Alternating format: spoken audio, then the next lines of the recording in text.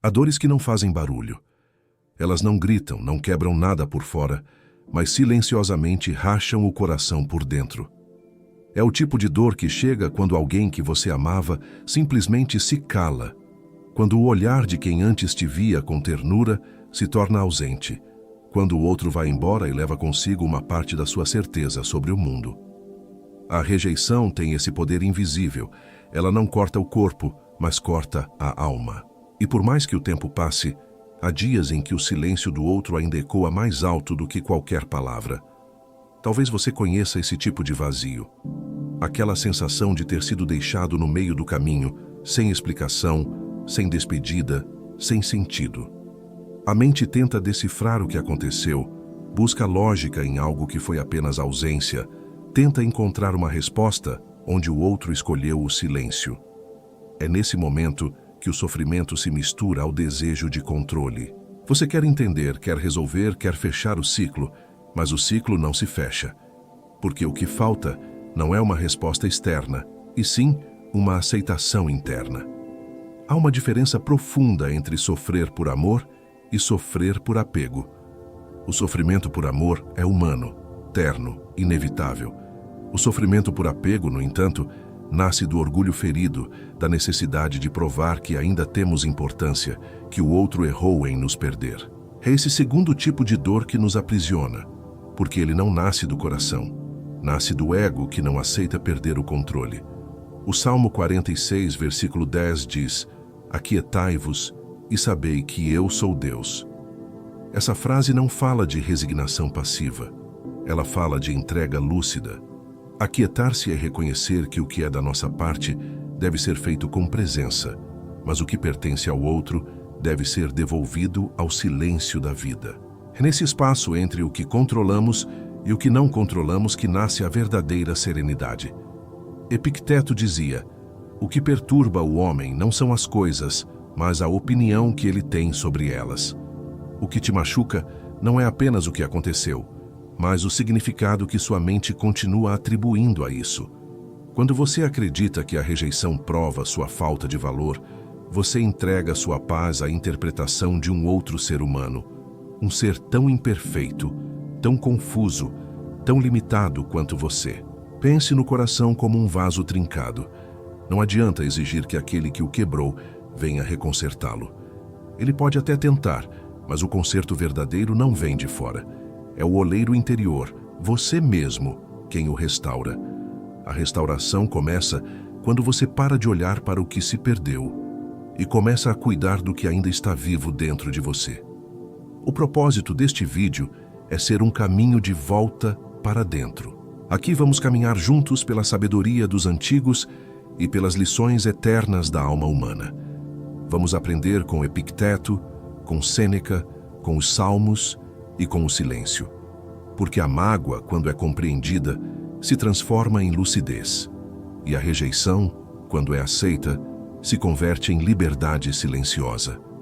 Talvez hoje você esteja cansado de tentar entender o que deu errado.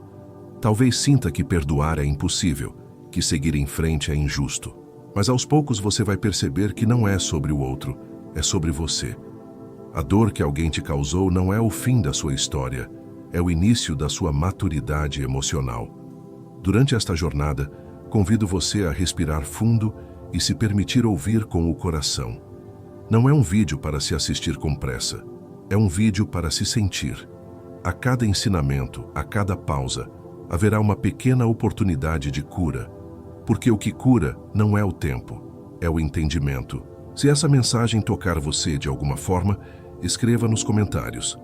Eu abraço toda a prosperidade e me liberto de toda a amargura.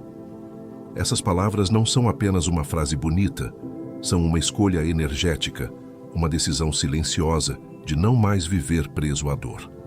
Leia também os comentários de outras pessoas. Você vai perceber que não está sozinho. E lembre-se, aqui, neste espaço, você não precisa provar nada. Você não precisa justificar suas quedas, nem esconder suas feridas. Você só precisa estar presente, porque a paz não vem quando o outro muda. A paz vem quando você aprende a permanecer inteiro, mesmo quando o outro se vai. A partir de agora, siga comigo. Vamos caminhar pelo território sagrado entre a dor e a sabedoria. Este é o início da sua libertação interior. Quando alguém nos fere, o primeiro impacto não acontece na razão. Ele acontece no corpo. É quase físico. O coração acelera, o estômago aperta, a mente entra em alerta. A rejeição é registrada no cérebro da mesma forma que a dor física. Por isso dói tanto. O cérebro não sabe diferenciar entre uma ferida na pele e uma ferida na alma. Ele apenas entende que algo importante foi perdido. E naquele instante, tudo dentro de nós grita por segurança. É por isso que tentamos entender rapidamente o que aconteceu. Tentamos raciocinar, justificar, reconstruir a história em busca de sentido. Mas o problema é que, quando a emoção ainda está pulsando, a razão está cega. É como tentar enxergar o fundo de um lago, logo depois de jogarmos uma pedra. A água ainda está turva, e qualquer conclusão tirada nesse momento será distorcida pela dor. Há um momento, logo após o impacto, em que o ser humano se confunde entre a dor da perda e a dor de se sentir menor. Quando alguém nos rejeita, não sofremos apenas pela ausência do outro. Sofremos porque, em algum nível, acreditamos que não fomos bons o bastante. Essa crença é uma armadilha profunda. Ela transforma a dor natural em autoacusação. E quando isso acontece, a mente começa a buscar provas do próprio valor. Tenta relembrar gestos, palavras, promessas para justificar o que sente. Mas há um ponto de virada silencioso que poucos percebem. O que te fere não é o que o outro fez. É o que você passa a acreditar sobre si mesmo depois do que aconteceu. A emoção inicial é inevitável. O sofrimento prolongado, não. É a mente que mantém viva a ferida, tentando controlá-la, tentando transformá-la em uma narrativa de justiça ou de culpa. Quando a emoção ainda está no comando, o raciocínio se torna um disfarce da carência. A pessoa quer parecer lúcida, mas o que ela quer de verdade é ser acolhida. Por isso, antes de tentar entender, é preciso reconhecer: isto é tristeza, não verdade. Isto é medo, não realidade. Dar nome ao que se sente é um ato de coragem espiritual. Nomear a emoção é o primeiro passo para não se tornar refém dela. Imagine-se diante de um espelho logo após ser ferido. O reflexo que você vê não é o seu verdadeiro rosto, é a distorção criada pela dor. Só depois que as lágrimas secam é que o contorno da alma reaparece. E quando você enxerga com clareza, percebe que não era fraqueza, era apenas humanidade. Epicteto ensinava que não são as circunstâncias que nos abalam, mas a forma como reagimos a elas. Isso não é um chamado à indiferença, mas à lucidez. Porque o primeiro impulso, o de querer entender, responder, se justificar, quase sempre é o mais ilusório. Ele nasce do medo de perder o controle sobre a imagem que temos de nós mesmos. Quando a emoção domina, tudo parece urgente. Mas com o passar do tempo, aquilo que parecia uma catástrofe se revela como uma lição de lucidez. A sabedoria começa quando o coração aprende a esperar o corpo se acalmar antes de decidir o que é verdade. A primeira reação é sempre emocional, e isso é natural. O erro está em permanecer nela como se fosse a única realidade possível. Entre o impulso e a compreensão, há um espaço, e é nesse espaço que mora a sua liberdade. Se você conseguir reconhecer esse espaço, mesmo que por um breve instante, já estará um passo mais próximo da serenidade. Porque quem observa o próprio turbilhão sem se perder dentro dele, começa a perceber que a emoção não é um inimigo, é apenas uma visita. Ela vem, mostra algo e se vai. A verdadeira força não está em reagir rápido, está em sustentar o silêncio até que o coração volte a ver com clareza. Quando isso acontece, o que antes parecia fim se torna apenas o início de um novo entendimento sobre si mesmo. Há um tipo de orgulho que se veste de silêncio, mas que ainda é uma forma de grito. É quando você decide não responder, não por serenidade, mas para que o outro perceba o que perdeu. A vingança silenciosa parece elegante, mas continua sendo vingança. É a tentativa disfarçada de provar valor, de dizer sem palavras: veja o que você jogou fora. Por trás dessa postura, existe um desejo inconsciente de que o outro sofra como você sofreu. Mas isso não é liberdade, é dependência emocional travestida de força. A mente que busca provar algo ao outro ainda está presa ao julgamento dele. Ainda deseja que o outro perceba, que o outro entenda, que o outro reconheça. É como se você colocasse sua dignidade em uma vitrine esperando ser notado novamente. Essa é a armadilha da ferida. Ela quer transformar dor em demonstração. Quer fazer justiça com as próprias mãos. Mas, como diz a sabedoria bíblica, não te deixes vencer do mal, mas vence o mal com o bem. Quando você se permite agir a partir do bem, você não está sendo ingênuo, está apenas se recusando a carregar a mesma escuridão que te feriu.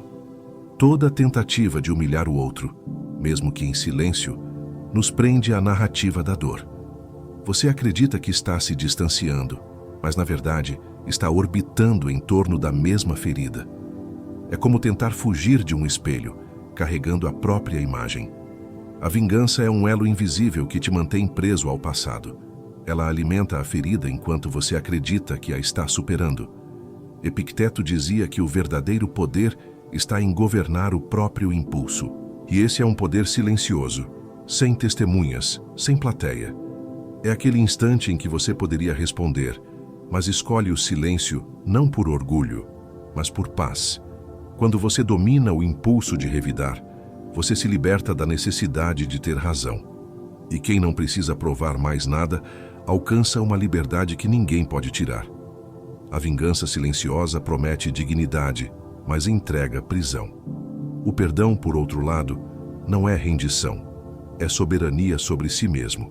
A verdadeira vitória não acontece quando o outro reconhece o erro, mas quando você deixa de precisar que ele reconheça.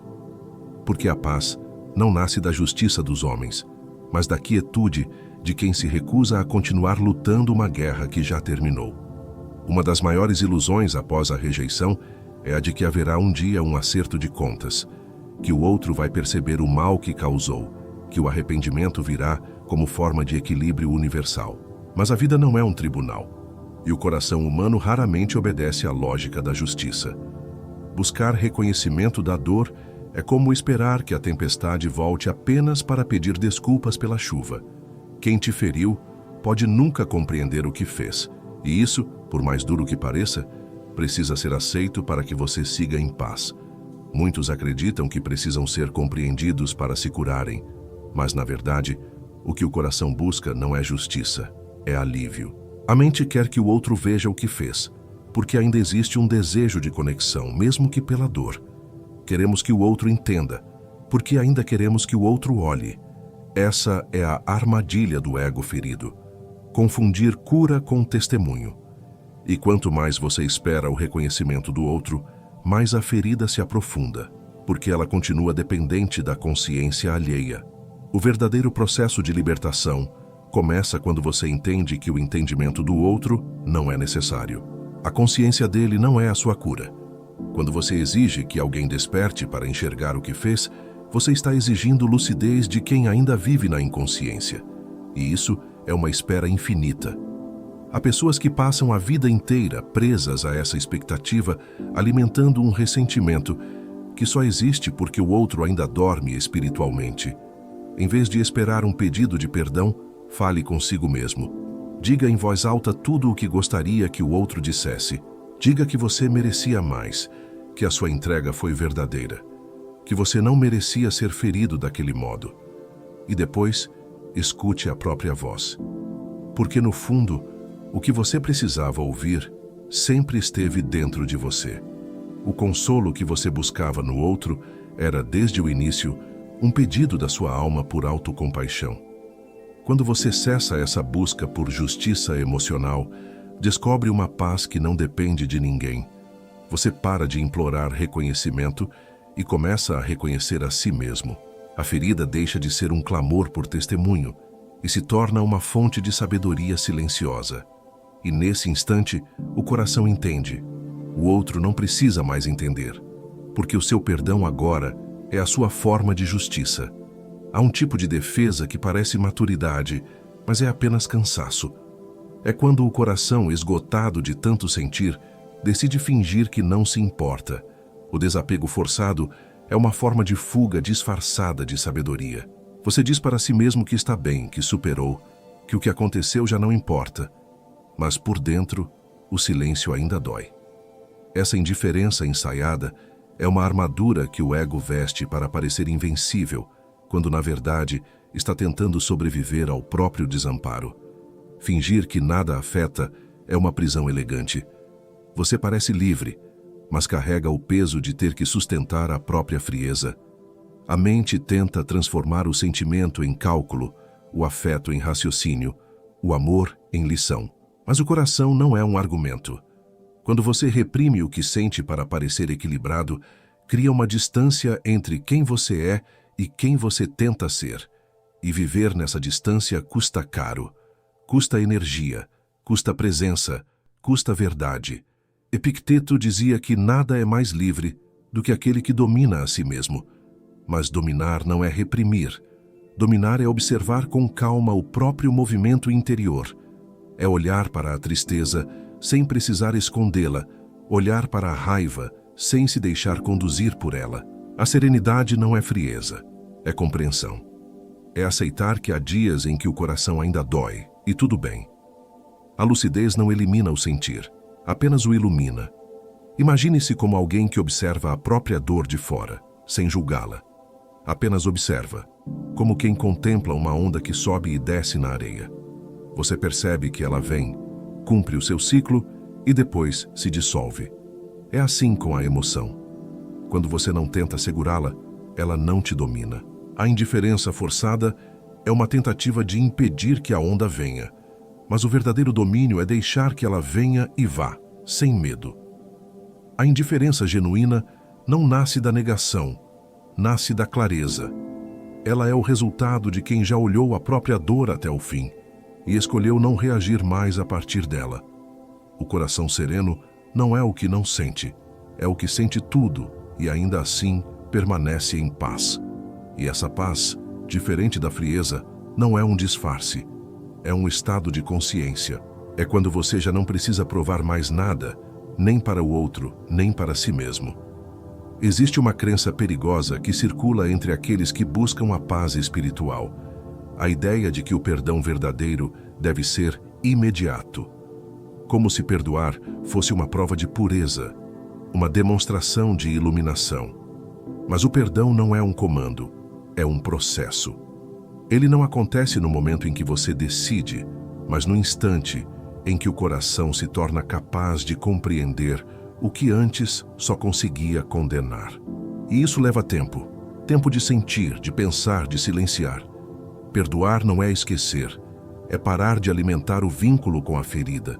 É retirar a energia que antes sustentava a dor e redirecioná-la para o seu crescimento. Quando alguém nos fere profundamente, algo dentro de nós se quebra, e querer colar essas partes com pressa é o mesmo que tentar curar um osso sem esperar que ele se regenere.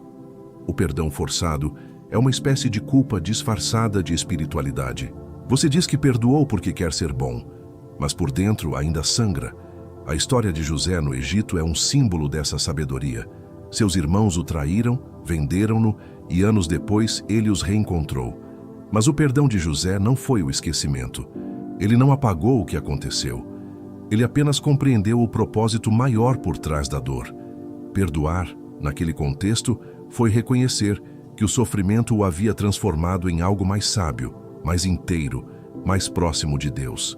O perdão, portanto, não o fez voltar ao passado. O fez enxergar o presente com clareza.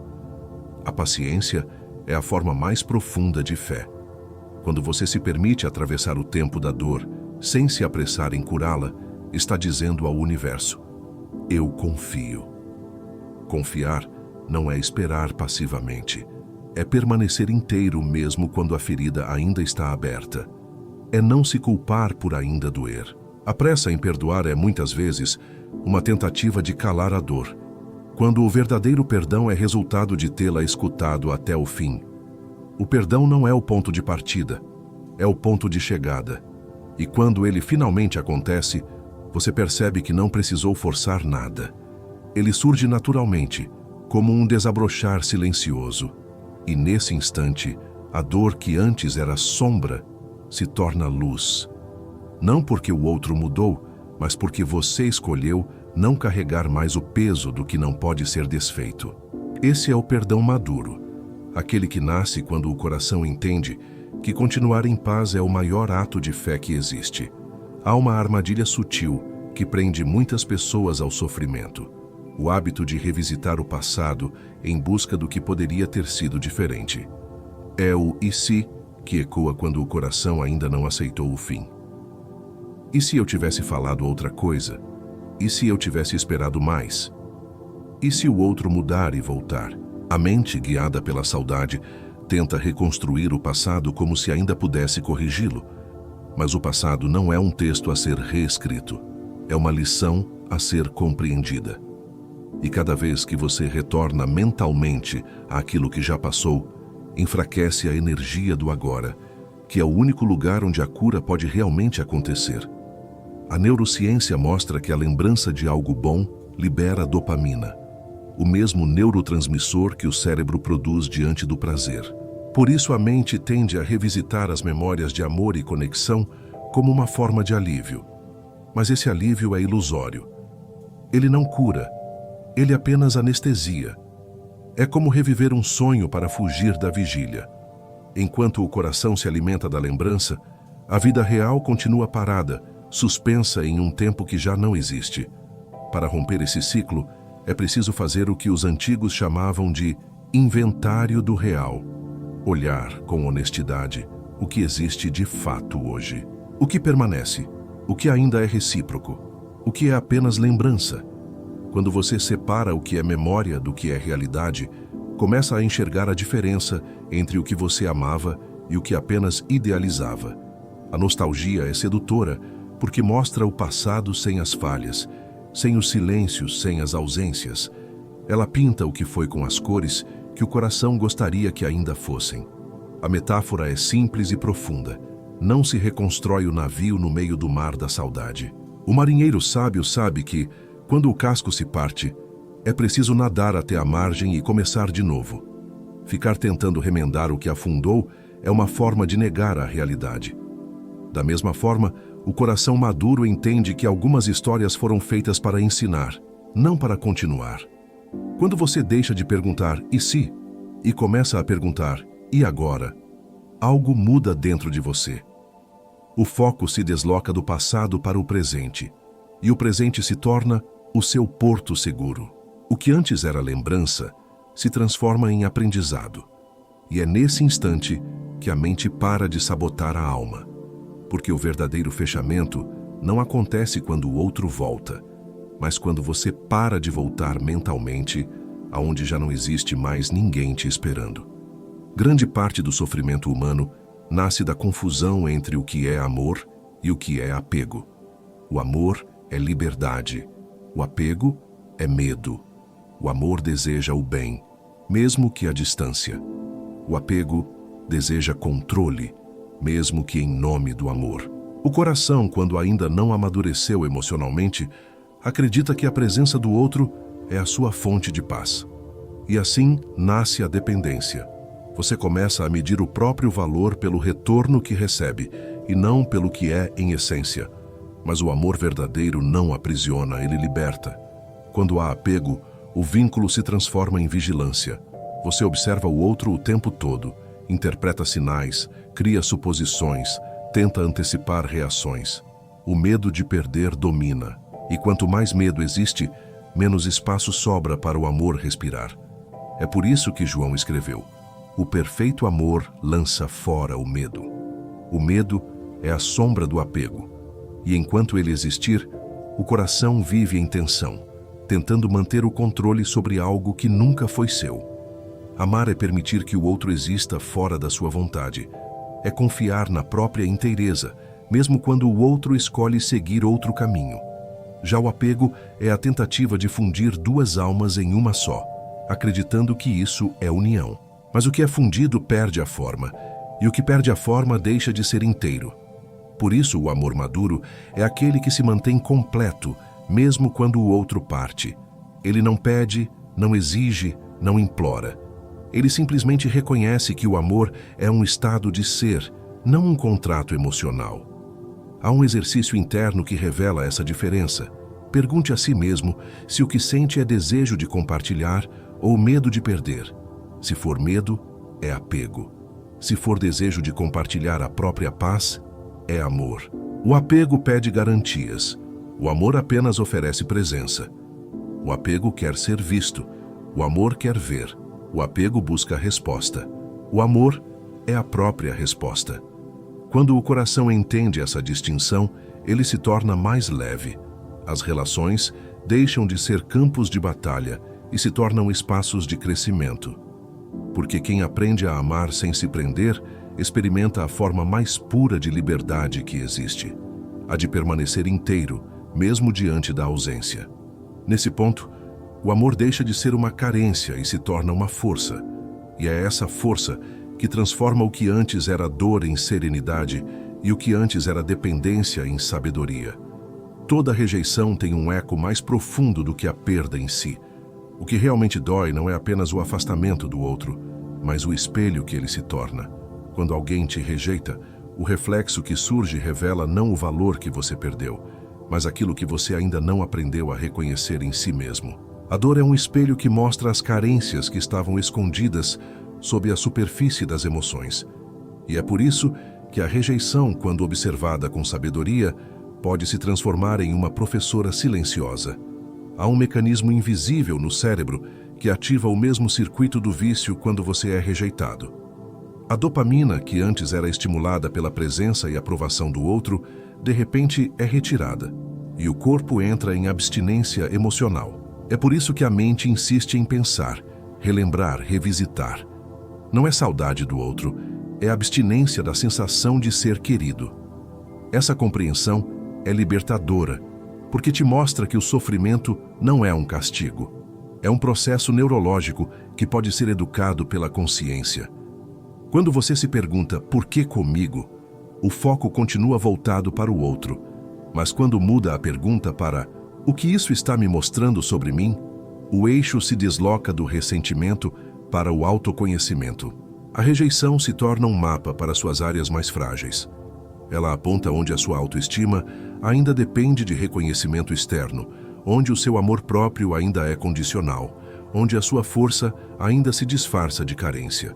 É nesse ponto que a sabedoria estoica se manifesta, não na tentativa de eliminar a dor, mas em usá-la como material de crescimento. Epicteto diria que nada nos acontece para nos destruir, e sim para nos revelar. A rejeição, então, revela o que você realmente valoriza. Talvez te mostre que o que mais doía não era a ausência do outro, mas o medo de não ser suficiente.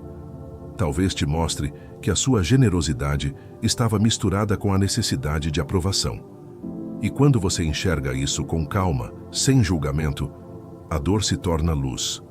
O coração maduro entende que a rejeição não diminui o seu valor, apenas expõe onde você o havia colocado. Se o valor estava no olhar do outro, é natural que a ausência doa. Mas quando você o recoloca dentro de si, a ferida começa a se fechar. E nesse instante, o que antes era humilhação se transforma em entendimento. Porque a rejeição não veio para te provar que você era pequeno, mas para te lembrar que a sua dignidade não depende de ser escolhido, e sim de permanecer fiel àquilo que é verdadeiro dentro de você. Há um tipo de sofrimento que parece luz, mas é apenas sombra refinada. É quando a pessoa ferida se convence de que foi boa demais, amorosa demais, correta demais, e mesmo assim foi rejeitada. Essa narrativa é sutilmente perigosa porque dá à dor um ar de santidade. É como se o sofrimento se tornasse um troféu moral. Você começa a acreditar que, por ter sido justo, merece que a vida te recompense de forma proporcional. Mas a vida não trabalha com esse tipo de contabilidade. E quando o coração fica esperando reconhecimento por sua bondade, transforma a virtude em amargura. A autocomiseração é uma forma de autopunição. É o pobre de mim espiritualizado, aquele que diz, fiz tudo certo, e mesmo assim me feriram. Essa frase carrega uma verdade parcial, mas oculta uma ilusão perigosa, a de que o bem que fazemos deve nos proteger da dor. Nenhum ensinamento, nem mesmo o mais sagrado, promete isso. Até os justos sofrem. Até os que amam profundamente são traídos. E não é porque falharam em amar, mas porque o amor não nos isenta das imperfeições do mundo. Sêneca dizia que não é o que nos acontece, mas como reagimos, que nos define. Essa é uma das lições mais difíceis de aceitar, porque nos obriga a abandonar o papel de vítima. Enquanto você acredita que a dor é algo que te foi imposto, ela continuará tendo poder sobre você. Mas quando você a vê como uma oportunidade de amadurecer, ela deixa de ser castigo e se torna mestre. A dor, quando aceita com consciência, purifica. Quando dramatizada, envenena. A fé verdadeira não é pedir que Deus mude o outro, é pedir clareza para ver o que precisa mudar em você. É compreender que talvez a ferida tenha vindo justamente para desmontar a ilusão de pureza que o ego criou. Porque às vezes o coração se acha evoluído por não reagir, mas lá no fundo ainda deseja ser reconhecido por isso. A humildade espiritual começa quando você para de usar a dor como medalha. A maturidade nasce no ponto em que você deixa de dizer "ninguém me entende" e passa a dizer "eu me compreendo". Nesse instante, a fé deixa de ser uma exigência e se torna uma presença. A autocomiseração se dissolve e, no lugar dela, nasce a serenidade silenciosa de quem aprendeu a caminhar sem precisar que o mundo o aplauda. E é nesse silêncio que você descobre que o verdadeiro consolo não vem do reconhecimento alheio, mas da consciência tranquila de quem sabe que, apesar de tudo, continuou escolhendo o bem. Há momentos em que o maior ato de força é não dizer nada, não por fraqueza, nem por orgulho, mas porque você percebe que nenhuma palavra teria o poder de mudar o que já está decidido no coração do outro. A mente humana, movida pela dor, quer sempre ter a última palavra, quer ser ouvida, quer se explicar. Mas a alma, quando amadurece, entende que há silêncios que falam mais do que qualquer discurso. Reagir é seguir o roteiro do outro. Silenciar é reescrever o próprio. O silêncio consciente não é fuga, é escolha. Ele nasce da compreensão de que a paz interior vale mais do que qualquer vitória argumentativa. Em Provérbios está escrito: a resposta branda desvia o furor. Essa é uma sabedoria profunda. A brandura, o intervalo entre o impulso e a reação, é o espaço onde mora o espírito da lucidez. Quando você respira antes de responder, não está se omitindo, está cuidando de si. Está permitindo que o seu coração não se torne espelho daquilo que o feriu.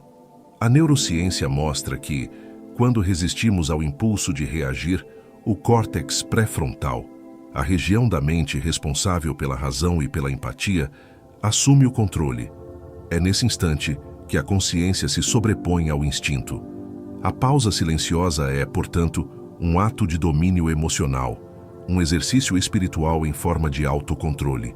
Quando você consegue se calar diante da provocação, está dizendo a si mesmo: não serei moldado pela energia do outro. Silenciar não é se calar por covardia, é se recolher por sabedoria. É reconhecer que nem toda batalha merece resposta, que nem toda dor precisa de explicação. Há ofensas que só o tempo dissolve, há despedidas que só o silêncio honra. A palavra, quando dita em meio à raiva, costuma ampliar o fogo. O silêncio, quando sustentado com serenidade, costuma apagá-lo. E essa é a diferença entre quem quer ter razão e quem quer ter paz. A paz, muitas vezes, exige que você perca uma discussão para não perder a si mesmo. O silêncio é o gesto de quem compreendeu que a dignidade não depende de convencer ninguém. Ele é o refúgio da alma lúcida, o abrigo do espírito maduro. Quando o coração encontra repouso no silêncio, descobre que a verdadeira vitória é não reagir, é permanecer inteiro em meio ao ruído. E nesse instante, sem dizer nada, você se torna testemunho vivo de uma força que o mundo não entende, mas que a sabedoria reconhece: a força da serenidade. Toda dor carrega uma semente de poder. Ela pode te quebrar ou pode te moldar. E a diferença entre uma coisa e outra está na forma como você escolhe atravessá-la. O sofrimento, quando vivido com consciência, se torna um campo de treino silencioso. É nele que o espírito aprende a permanecer sereno quando tudo ao redor está em ruínas. Transformar ressentimento em presença é uma arte. Exige paciência, humildade e, sobretudo, disposição para aprender com aquilo que antes parecia apenas castigo. Imagine o ferro sendo aquecido pelo fogo. A chama não o destrói, ela o endurece, o fortalece, o prepara para cumprir seu propósito. O mesmo acontece com o coração humano. Cada decepção, cada perda, cada rejeição é um fogo que, se suportado com sabedoria, lapida a alma. A dor que antes queimava começa a iluminar, porque em algum momento você deixa de perguntar "por que comigo?" e começa a perguntar "para que em mim?" Esse é o ponto em que o sofrimento deixa de ser inimigo e se torna instrutor. Os antigos estoicos falavam de um método em 3 etapas: observar, compreender e escolher. Observar o que se sente sem se perder na emoção. Compreender o que a dor está tentando ensinar. E, por fim, escolher a resposta que mantém sua dignidade intacta. Essa prática não é teórica, é viva. Ela exige presença diária, especialmente quando o coração quer reagir, quando a mente quer culpar, quando o orgulho quer vencer. É nesse instante que a disciplina emocional nasce, no silêncio entre o impulso e a ação. A dor, quando vista com essa clareza, deixa de ser uma maldição e se transforma em treinamento espiritual. Cada momento de fraqueza se torna oportunidade de fortalecer a vontade.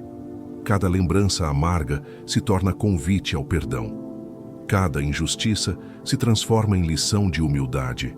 É assim que o sofrimento vai perdendo o poder de te destruir, porque agora você o compreende. E tudo o que é compreendido, de alguma forma, é libertado. Quando o coração alcança esse nível de entendimento, algo muda para sempre. A dor não desaparece, mas perde o domínio. Você ainda sente, mas não se afoga. Ainda se entristece, mas não se quebra. Essa é a verdadeira liberdade, permanecer inteiro mesmo em meio ao fogo. A disciplina emocional é o resultado da união entre a dor e a consciência. E quando essas duas forças se encontram, nasce uma serenidade que nenhum caos é capaz de abalar. Há uma linha tênue entre o perdão e o retorno. Muitas pessoas acreditam que perdoar significa voltar a conviver, reabrir o mesmo vínculo, reatar a mesma história. Mas a reconciliação verdadeira nem sempre envolve presença. Às vezes, ela acontece apenas no coração. Reconciliar é pacificar-se por dentro. Reviver é tentar restaurar o que o tempo já encerrou. Uma relação que termina pode ainda conter amor, mas o amor, quando amadurece, compreende que paz e repetição são caminhos diferentes. Nem todo perdão exige reconexão. Há pessoas que não cabem mais na sua nova consciência. O que foi aprendido não pode ser desaprendido, e o coração que se expandiu não consegue mais voltar ao tamanho que tinha quando se feriu. Reconciliar é acolher a lição e libertar a pessoa. É entender que o propósito do encontro foi cumprido, mesmo que tenha terminado em dor. Quando Jesus se encontrou com Pedro depois da negação, ele não o condenou. Apenas perguntou: "Tu me amas?" E ao ouvir a resposta não exigiu explicações. Apenas restaurou o propósito. O perdão não foi um retorno ao passado, foi a abertura de um novo caminho. A sabedoria está em discernir quando reconstruir e quando seguir em frente. Reconstruir é quando ainda há espaço para a evolução mútua, quando ambos estão dispostos a crescer a partir da dor. Reviver é quando a tentativa de recomeço vem do medo da solidão ou da esperança de que o outro seja diferente sem ter mudado. Reviver uma ferida é repetir a lição que já foi aprendida. Reconciliar-se com a lição é permitir que o passado cumpra sua função, te tornar mais lúcido, mais inteiro e mais leve. O coração maduro não precisa reabrir portas para provar que perdoou. Ele perdoa porque entendeu. Ele se reconcilia com a história, porque sabe que lutar contra o que foi é o mesmo que lutar contra si mesmo. A verdadeira reconciliação acontece quando você é capaz de lembrar sem dor, de desejar o bem sem precisar estar junto, de agradecer pela experiência sem querer repeti-la. Isso é paz. Isso é perdão. Reconciliar é um ato de amor silencioso que honra a própria alma. Reviver é uma tentativa desesperada de voltar ao que já não existe.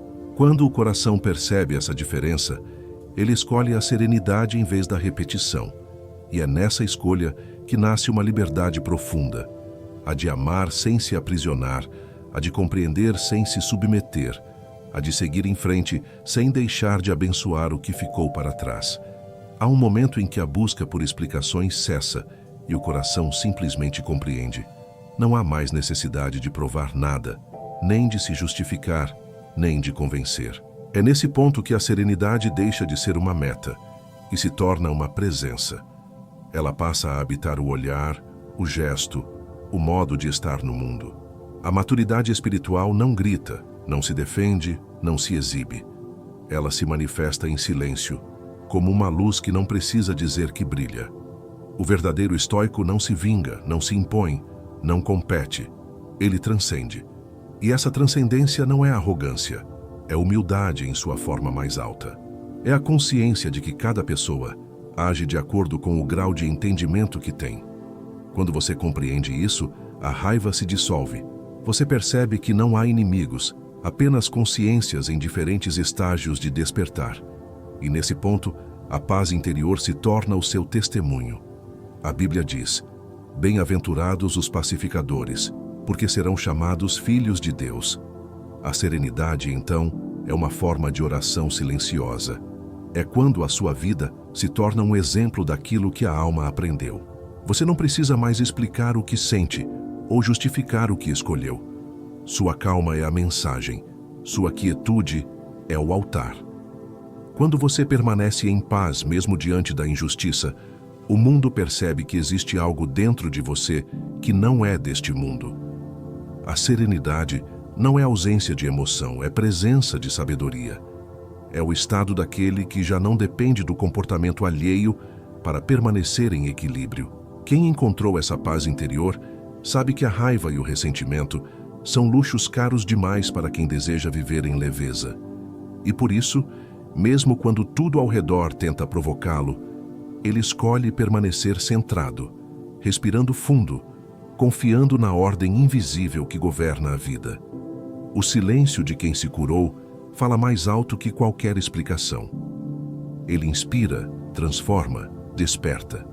Porque o mundo não precisa de mais vozes gritando por razão. Precisa de presenças que emanem paz. Quando a serenidade se torna testemunho, você deixa de ensinar com palavras e passa a ensinar com vibração. E então, sem esforço, sua vida se torna um lembrete para todos. É possível atravessar o caos sem perder a graça. É possível ser forte sem endurecer. É possível ser luz sem precisar ser visto. Chega um momento em que o coração entende que não é preciso mais explicar nada. A necessidade de ser compreendido se dissolve como neblina diante do sol. A aceitação, que antes parecia resignação, revela-se como a forma mais pura de inteligência emocional. Aceitar não é desistir, é reconhecer o limite do que pode ser mudado e repousar em paz sobre o que é. É a rendição serena de quem percebe que lutar contra o inevitável é desperdiçar a própria energia vital. Quando a ferida cicatriza, ela não desaparece. Fica ali, discreta, como uma linha de memória que não dói mais. E se um dia alguém perguntar sobre ela, você já não contará a história com dor, mas com gratidão. Porque a ferida curada se torna fonte de sabedoria. Ela te mostra o caminho de volta para dentro, o lugar onde mora a força que não depende de aplausos, nem de reconhecimento, nem de retorno. A dor que um dia te reduziu, agora se transforma em grandeza silenciosa. Sêneca escreveu: "A maior vingança é não se parecer com quem te feriu." Essa frase resume a verdadeira liberdade. Ser livre é não carregar a sombra do outro dentro de si. É não permitir que a injustiça alheia determine o tom do seu coração. quando você escolhe não responder na mesma frequência daquilo que te machucou, começa a vibrar em um outro nível de consciência. A paz, então, deixa de ser um conceito e se torna um modo de existir.